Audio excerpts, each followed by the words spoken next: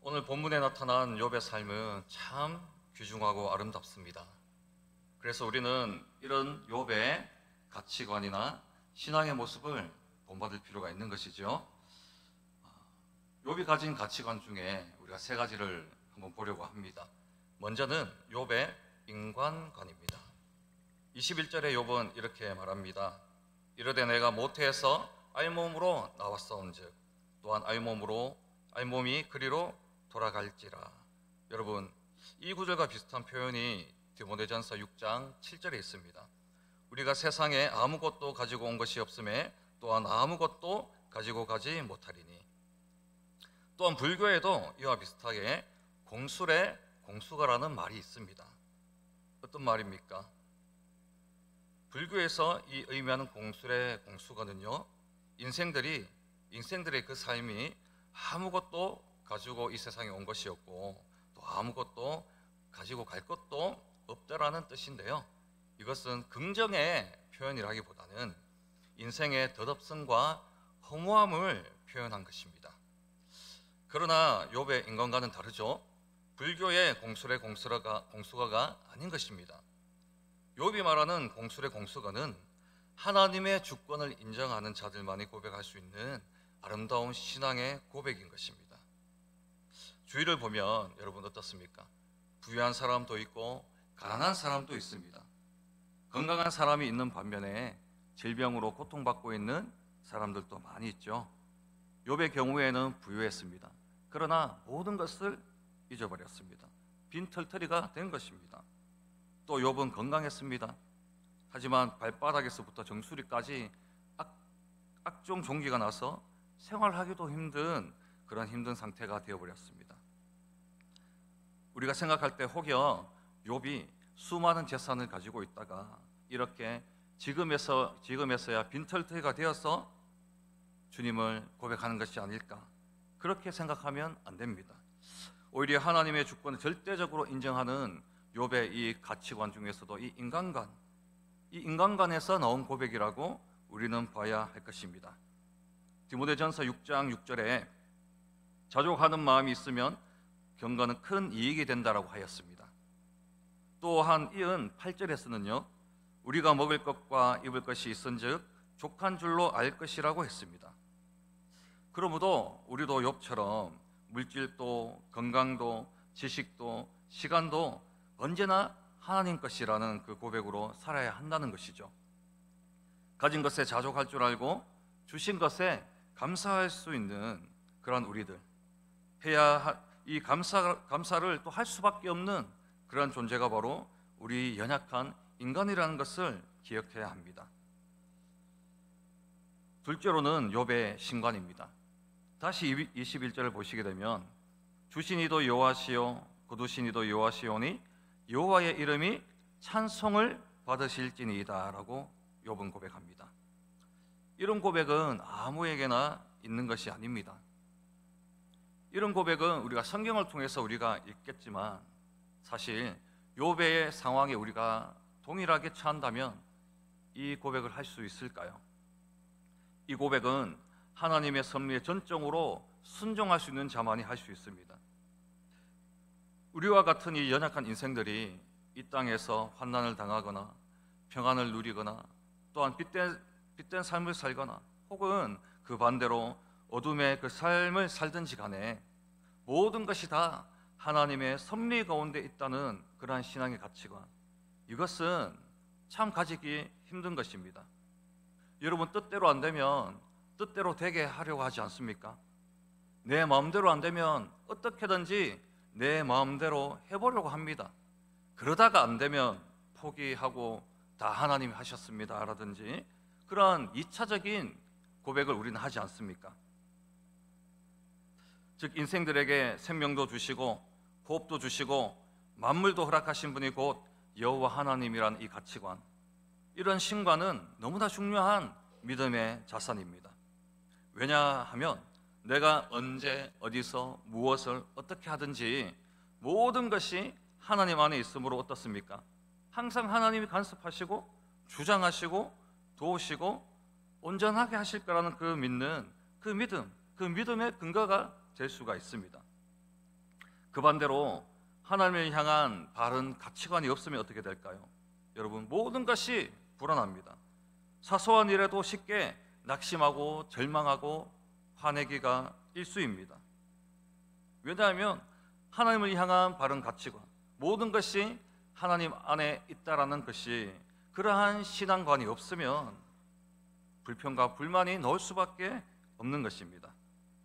하나님께서 우리의 모든 삶의 주권자가 되심을 믿지 못한다면 하나님의 섭리도, 하나님의 도우심도, 또한 실패 안에서 이루실 하나님의 모든 선한 일들도 절대 알 수가 없습니다.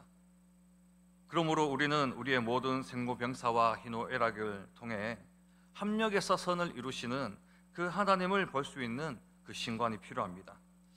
이런 믿음이 뒷받침될 때에 비로소 욥이 절망적인 고난에서도 하나님을 포기하지 않았듯이 우리 또한 절망이 오더라도 이런 신관을 붙들고 이런 하나님을 붙들고 다시 일어설 수 있다라는 겁니다. 끝으로 욥의 좋은 신앙의 습관입니다. 20절에 욥이 일어나 굿옷을 찢고 머리털을 밀고 땅에 엎드려 예배했다라고 기록되어 있습니다. 여러분, 우리가 엄청난 문제가 생겼을 때에 우선 회개하고 예배하는 이런 모습은 아주 중요하고 좋은 신앙의 습관입니다. 큰 문제의 앞에서 동부서주함 없이 굿옷을 찢는다, 머리털을 민다, 이거는 결코 쉬운 일이 아닙니다. 왜냐하면 이것은 하나님 앞에 온전히 회개하는 그러한 모습이라는 겁니다. 어떠한 일이 발생되면 우리는 그 문제를 해결하려고 세상적인 방법, 우리 자신의 방법들을 강구하기 마련입니다. 그러나 욥의 인생 전체에서 욥은 하나님 앞에서 죄악을 행했다라는 구절은 욥기 어디에도 없습니다. 여러분, 그렇기에 욥이 회개할 만한 일을 한 적이 별로 없다라는 겁니다. 그럼에도 불구하고 욥이 왜 이러한 큰 문제 앞에서 회개를 했을까요? 왜 회개를 했을까요? 하나님 앞에 간구를 하면 했지, 이 문제를 벗어나게 해달라고 중보 기도를 했으면 했지, 기도를 했으면 했지, 왜 회개 기도를 드렸을까요? 이 회개 모습으로 나갔다는 것은 욥이 엄청난 신앙의 가치를 소유했다는 것을 증거해 주는데요, 이것이 바로 이 신앙의 습관이라는 겁니다. 이 신앙의 습관은 하루아침에 주어지는 것이 아닙니다. 여러분, 욥은 과거에 어땠습니까? 그의 자식들이 생각으로 마음으로 범죄할까 봐 각각 번제를 드릴 정도로 하나님께 거룩함을 유지하기 위해서 애썼던 그런 사람입니다.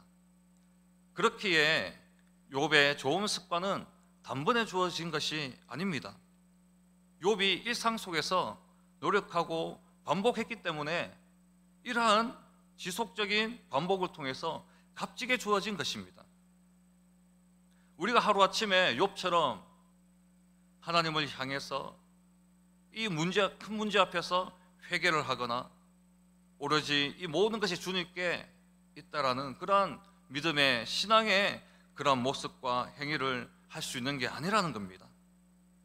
엄청난 노력과 반복을 통해서 값지게 주어진 이 신앙의 습관이 있을 때야만이 우리가 욥처럼 행동할 수 있다라는 겁니다. 이것은 가치입니다. 좋은 아름다운 신앙의 가치입니다. 우리는 어떻습니까? 큰일을 당하게 되면 상심하고 낙심하게 되죠. 신앙적으로 이해하고 기도하려고는 합니다. 그러나 현실적인 문제 앞에서 그렇게 됩니까? 잘 되지 않습니다. 현실적인 방법을 먼저 찾게 됩니다. 그도 저도 안 될 때는 답답한 마음이 들어서 주님 앞에 두 손 들고 기도하겠지요. 그러나 이런 반응은 당연한 것입니다. 연약한 인간이 어쩔 수 없이 할 수 있는 그러한 타당한 그러한 행동입니다. 그러나 중요한 것이 무엇입니까? 아무리 이것이 일반적이다 할지라도 중요한 것을 우리가 가져야 되지 않겠습니까?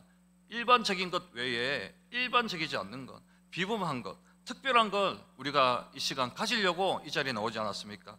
그게 무엇입니까? 욥처럼 이런 고난을 풀어가는 그 방식과 태도가 중요한 겁니다. 그리고 이런 방식과 태도는 반복적이고 습관을 통해서 우리의 것이 된다라는 그런 사실입니다. 본문 22절에 이 모든 일에 욥이 범죄하지 아니하고 하나님을 향하여 원망하지 않았다고 합니다. 이 말을 바꾸어 말하면 올바른 신앙의 습관이 없을 때, 올바른 신앙이 없을 때 어떻게 합니까? 범죄합니다. 하나님을 향하여 원망할 수도 있다라는 그러한 말씀입니다. 그래서 인생들은 하나님의 존재를 인정하지 않습니다. 특별히 신앙이 없는 자들은 모든 것이 남 탓 아니면 자기 탓입니다. 그래서 그 사람들은, 그런 자들은 어떻게 됩니까?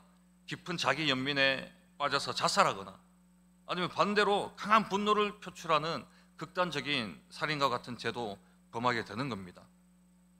보십시오. 우리는 성경 역사를 통해 광야의 이스라엘을 보면 알 수 있습니다. 하나님의 이 진노 심판이 어떻게 왔습니까? 바로 하나님의 섭리를 인정하지 않는 불신앙에서 왔다라는 겁니다. 어리석은 원망 때문이었습니다. 이들의 불평과 원망이 하루아침에 생겼을까요? 그냥 광야에 있었기 때문에 불평과 원망을 했을까요? 아니라는 겁니다. 애굽 종살이 하면서, 노예 생활하면서 늘 상부의 지시를 받고 학대를 당하니 불평과 불만이 일상이고 습관인 게 누굽니까? 이스라엘입니다. 그런 불평과 불만의 이 불신앙, 나쁜 습관을 가진 이 이스라엘이 광야에 출애굽을 경험하고 홍해가 갈라지고 아말렉을 무찌르시고 낮에는 구름기둥, 밤에는 불기둥, 여러분 엄청난 기적을 맛봤음에도 불구하고 어떻습니까? 이들은 원망합니다. 불신앙으로 일관합니다. 이것이 무엇이겠습니까? 나쁜 신앙의 습관이 반복적으로 학습되어서 자기 것이 되었기 때문입니다. 우리는 반대로 생각하면 됩니다. 그래서 욥과 전혀 다른 나쁜 신앙의 습관을 가지고 있던 이스라엘과 반대로 하면 됩니다.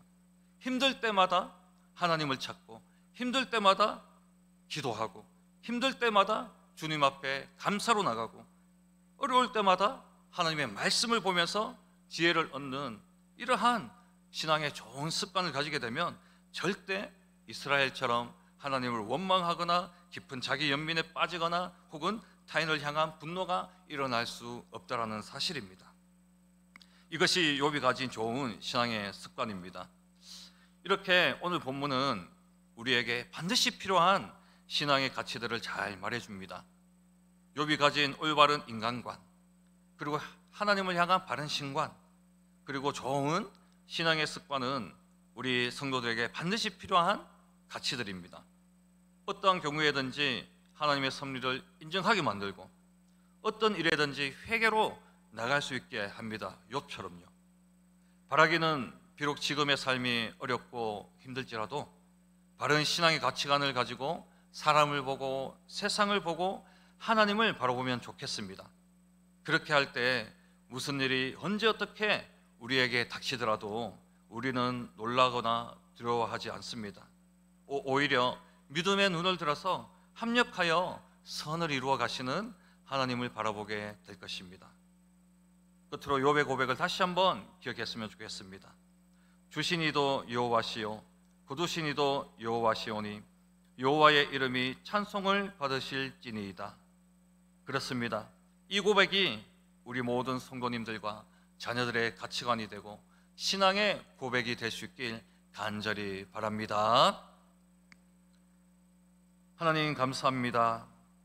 오늘 욥을 통해 얻은 교훈들을 잊지 않고 살아가게 하여 주옵소서. 욥이 가진 좋은 신앙의 가치관이 그를 좌절과 절망에서 건져내었듯이 우리에게도 욥처럼 좋은 신앙의 가치관을 쌓아갈 수 있도록 은혜 내려 주셔서 욥처럼 어떠한 상황에서든지 하나님께 기쁨이 되고 영광을 돌릴 수 있는 성도들 되게 하여 주옵소서. 그렇게 하실 줄 믿사오며 예수님의 이름으로 기도합니다. 아멘.